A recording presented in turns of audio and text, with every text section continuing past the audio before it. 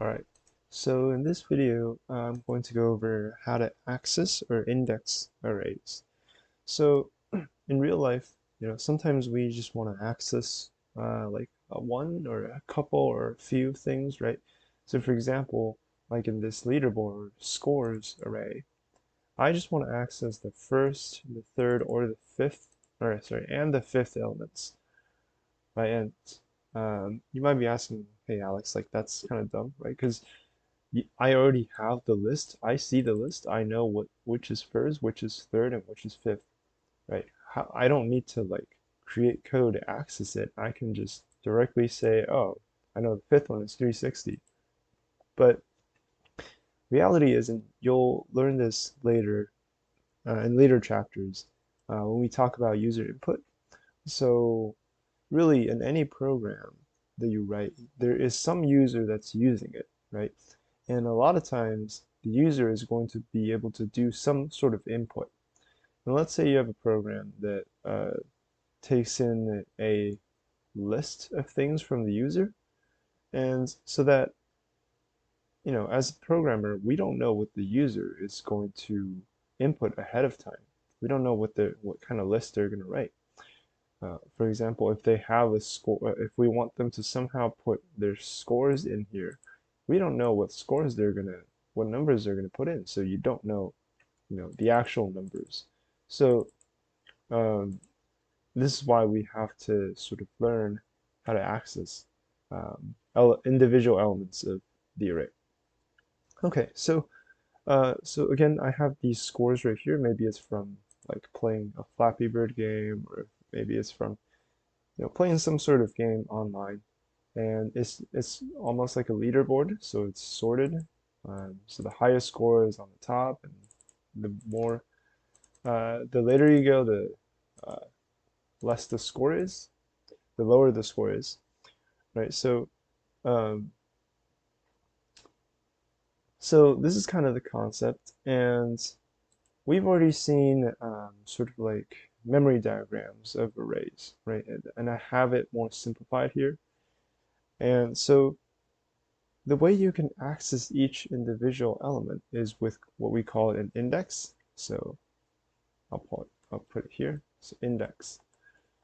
And basically all that really means is sort of like the position of that element or that locker from the first. So counting from the first, starting from the left here. So this is your first element. Which locker is it, right? So for example, the third one, this middle one is 1, 2, 3, right? Three, basically sort of like three lockers away from the first. Um, and then what about, the fifth one? Well, that's sort of like five lockers away from the first, sort of, right? So we might label these with some position numbers. For example, if I label these with 1, 2, 3, 4, 5, right? That's the most natural way of counting. Um, and the way you access these elements is by first we need to know like what array we want to pull the element from. So in this case, we have scores, and then we put square brackets, and then we put, let's say I want to access the third one, the third score, and I just put 3. Okay, I put semicolon in, and this is how sort of you access um, that element. Now let's go ahead and try that in BlueJ. So I'm hoping you have the array indexing Java class opened. So what we're going to do is we're going to do a very simple system out print line, and we're going to put what we just talked about, and we're going to put 3. Okay, so what do you expect this to output? Okay, so think about that for a little bit, and then, as usual, we'll go ahead and compile and run this. I'm going to pull up the terminal, and it says 479. So let me pull this open, put this one. So 479. 479 seems to be the fourth element, right? Were you expecting 480? Right, so what's happening here, right? If the third one is 479, then what's the first one? Okay, so some of you might be saying 0, and that's correct. So in Java, arrays, and in a lot of programming languages, arrays actually start counting with the index of 0. So instead of 1, 2, 3, 4, and 5, you actually start counting from 0. So 0, 1, 2, 3, 4. Okay, so now, instead of saying 3, what we actually want is index 2. Right? If we want the third element, we want we want the element at index 2. Okay, so let's fix that. Right, so let's fix this, and let me pull up that terminal window. You save this. You can save this by hitting Control S on Windows and Command S on Mac. And let me just go over to which one?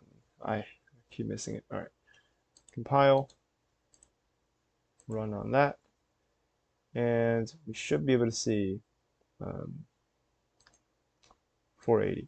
Okay, so let me just actually clear this and then run that again, just so you can see that it's not outputting two things. So it's only outputting 480, and that is from score 2, index of 2, and that's 480 right there. Okay, so that's how you sort of index or access each element in the array, right? And so, okay, so what about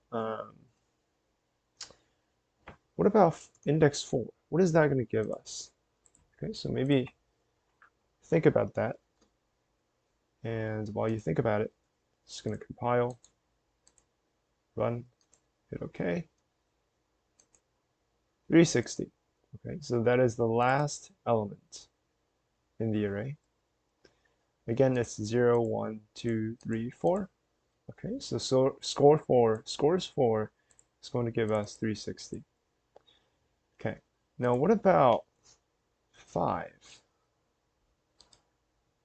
Is that going to sort of work? Like how does that work? Think about that a little bit. And then let me again compile, run main. Okay, so it pops this. The window that's popped out is this one, which is kind of strange. But if we look down here, it gave us an index array index out of bounds exception or error. So it says index 5 out of bounds for length 5. Now, let's decode that a little bit. And there's some errors down here, but I can't. Okay, there we go. Yeah, so there's an error, and it says on line 6. So on line 6 right there. So it says index 5 is out of bounds for length 5. So what do we say was the maximum index that we have for length 5? In other words, this scores array. It was 4, right? So 4 is the maximum index you can get out of this because, again, because you start counting from 0, and this is 1, 2, 3, 4. And there is no sixth element. In other words, there is no element with the index of 5, and that's why it's giving you it's out of bounds. Okay? So, all right, so let's switch to something a little more different. Okay, so what if we tried doing something like this? So before this line, I'm gonna press enter, and let me just change that to like 4. Okay, so I'm going to say scores 0 equals I don't know, 670, right? Something like that. Okay, and now what do you think score 0 is? Like after that, after this line had been written, we want to see what scores 0 is. Do you think that'll what do you think that'll do? Okay, so let me compile this over here. compile, run. Okay, and it gives us 670. Okay, that's cool, right? So what was it doing here? It's sort of almost treating this like a variable, right? It's almost treating this first element like a variable, and then it's just swapping out, or it's replacing 790 with 670. Okay, so that's cool because it just sort of sets you, that means you can modify the numbers in this list, in this array, by accessing that particular index, by accessing um, the element at that particular index. Okay, so you can go ahead and try a few things out. For example, you can maybe like um, say, let's say you want to change two scores, right? And again, we can verify this, right? So if you really wanted to see what it looks like before, and then you change it, and then what it looks like after, right? We we can compile, run that, and before that, let me actually just clear this out. Hit OK, and you can see that indeed, before we even changed it, uh, it was 790, and then after we changed it, after we set it to 670, it is indeed 670, right? So how about this? So previously we said, okay, maybe like score, scores 5 doesn't work here. But will scores 5 maybe work here? So what does this even mean, right? Like we don't have a fifth element. Does this mean like that we can add, oh sorry, not fifth element, sixth element at the fifth index? Can we maybe add an element, with the index of 5 and then maybe add it at the end, add it to the end of the scores array? Okay, so let's see what it says. Okay, let's see what it outputs. Compile. And let me just clear this output in case there's anything. Okay, hit OK. And this window pops up again, and it's still giving me array index out of bounds. But previously we said that this line is the one that's sort of causing it, right?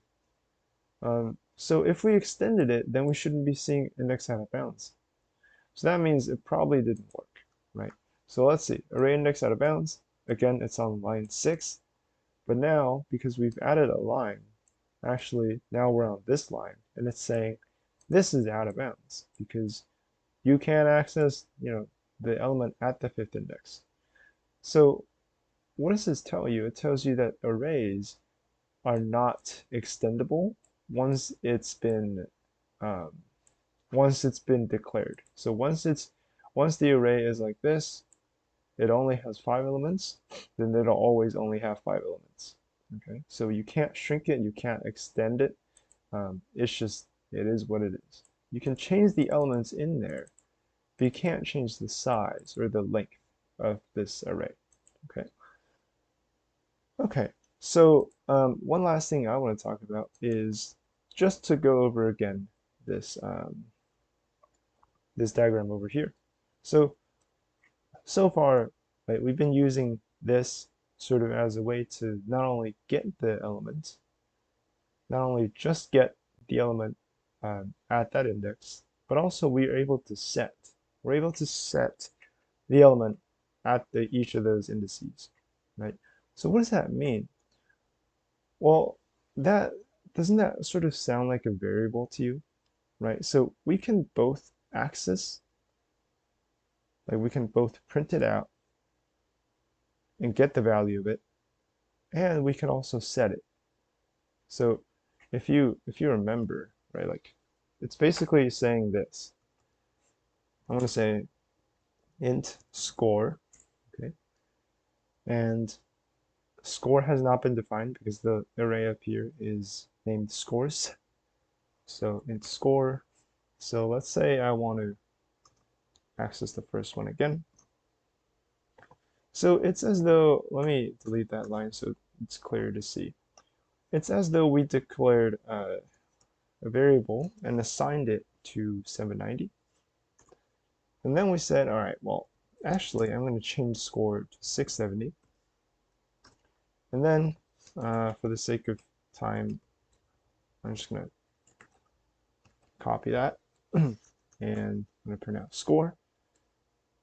So this will result in the same thing as up here, right? So you can sort of see how this indexing notation sort of sort of acts like a variable, right? So for example, we already have each of these boxes, and each of these boxes is essentially like a variable when you index it,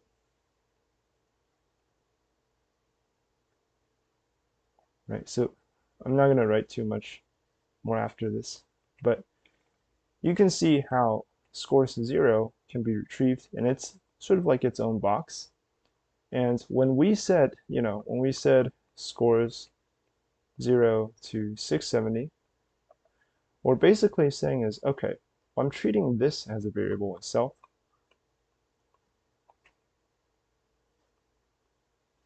and its variable name is sort of like this.